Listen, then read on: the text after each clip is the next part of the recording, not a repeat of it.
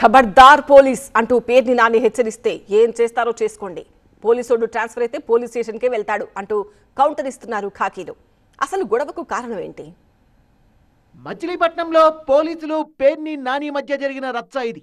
మచిలీపట్నం నగర వైసీపీ అధ్యక్షుడు పేర్ని నాని అనుచరుడైన మేకల సుబ్బన్న అరెస్టు సందర్భంగా పోలీసులపై పేర్ని నాని ఫైర్ అయ్యారు. పోలీస్ స్టేషన్ కు వెళ్లి పోలీసులతో గొడవకు దిగారు పేర్ని నాని.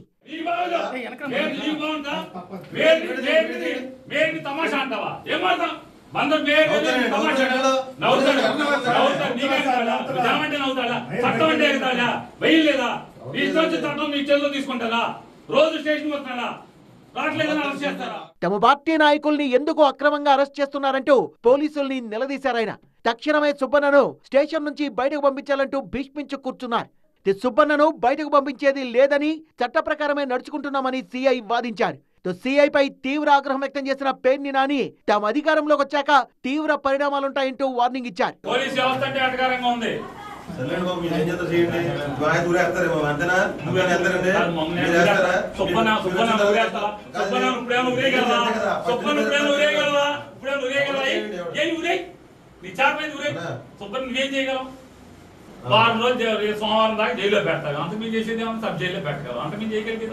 ఇటీవల బందరులో ఆర్ఎంపీ డాక్టర్ పై జనసేన దాడి జరిగిన సమయంలోనూ పోలీసులపై పేర్ని నాని తీవ్ర ఆగ్రహం వ్యక్తం చేశారు.